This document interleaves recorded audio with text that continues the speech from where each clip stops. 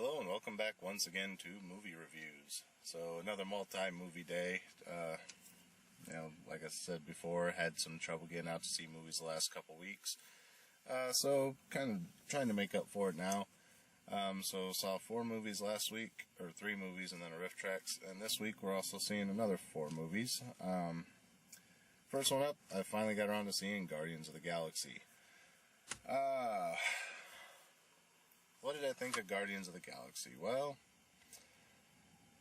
I think it was a nice fit to the Marvel storyline. Everything they're building up to. It makes perfect sense where they're going with it.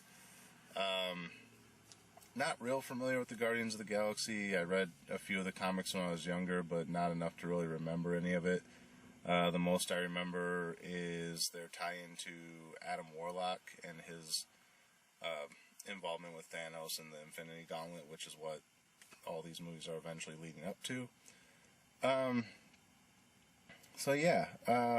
It kind of fits in because that's where he would end up coming from. About the movie, obviously not going to give too much of it away because it's a decent film, little all over the place. Again, not really knowing much of the history of Guardians of the Galaxy, it's kind of hard for me to really place this one as whether I enjoyed it from a comic book standpoint, like I would with Iron Man or whatever, because I know those a little bit better. So a couple things about the movie. We finally introduced the Kree, which eventually I believe will introduce the Skrull, which is important to later storylines and the involvement with the Infinity Gauntlet. It's got an awesome soundtrack, that's for sure, which kind of ties into the Star-Lord character. If you know anything about him, you might understand why that is.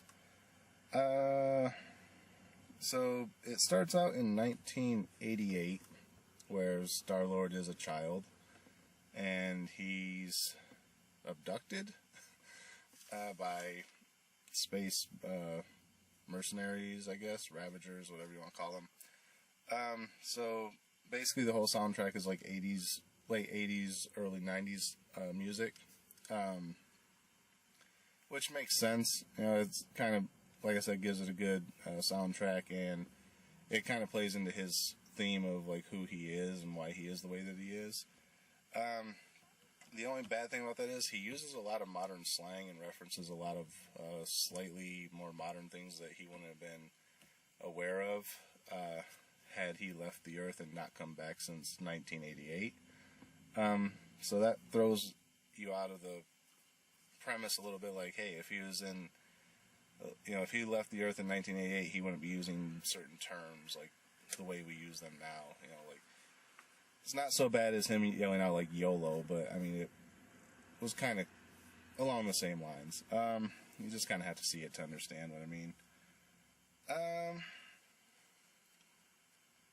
We also get introduced to the Nova Corp, which, again, another character I didn't really follow that closely when I was younger, but I believe that's a tie-in to the character of Nova, so might be seeing him in later films. Actually, he might have been in this one for all I know. Like I said, I don't really know Nova's character that well to really say yes or no towards that. Actually, is he even Marvel? Yeah. Yeah, he is. I was thinking, is he Marvel or DC? I might be crossing my references here. I still could be. If I'm wrong, feel free to correct me. I know I'll lose comic nerd points on that.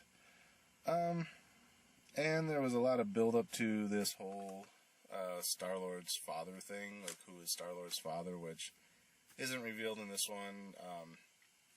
I have a rough idea of who he was in the comics. Like I said, I barely read this series, so I could be wrong, but I have an idea of who he is, so that'll probably be tied into the next Guardians of the Galaxy movie, which there will be a second one, because at the end it says Guardians of the Galaxy will return.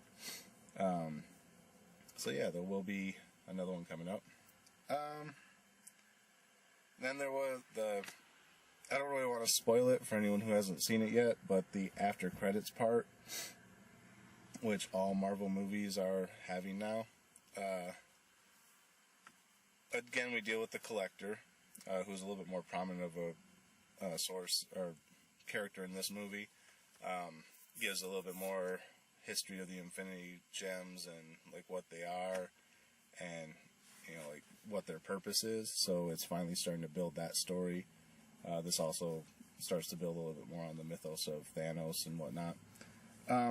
So again, we're dealing with the Collector, and something happens in the movie where, again, at the end of the movie, we'll cut back to the Collector. Of course, this being the after credit sequence, and you hear someone talking to him, and it pans up, and you see this character. And at first, I was kind of awestruck by it. I was like, "Whoa, wait, that's not who I think it is it?" And then as I'm looking at it, I was like, "It's got to be. Who else could it be?" And then as it goes to the credits, it says the name of the character was created by such and such a person. So obviously that's crediting that appearance and basically telling you, hey, yep, that's who you think it is. Not going to spoil it. If you haven't seen it, go watch the movie. And if you're an 80s kid like me, it'll make total sense to you, and you'll probably love it or hate it. But if that's a future Marvel movie that's coming up, really don't know if I'm looking forward to it or not, because again, it's one of those reboots of something from my childhood. But if it ties into the Avengers line, it could be awesome. We'll just have to see how that works out, because I really don't remember that being involved in any way with the Infinity Gems. But it could be. I could be wrong. I don't remember.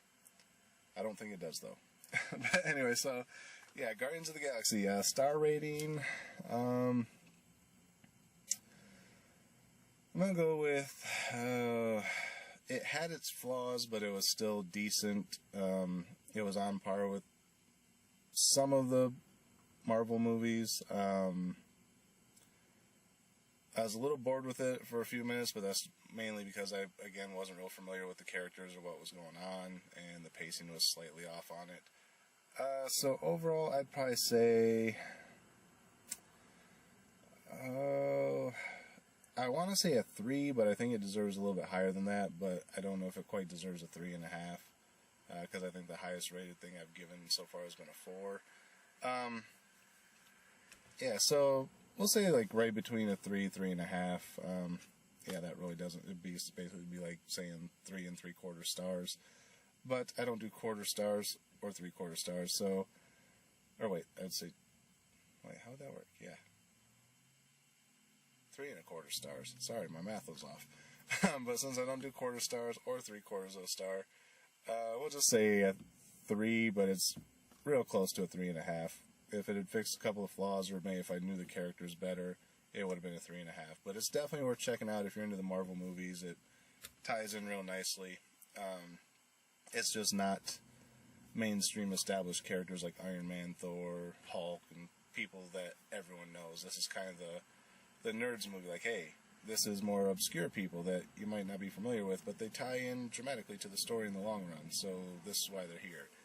So, yeah, not much more else to say about it. Yeah, definitely check it out. Yeah, so that's it for this episode.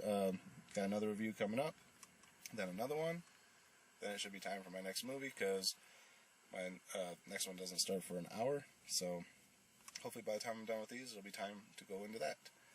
So, as always, thanks for watching, and we'll see you on the next episode of Movie Reviews.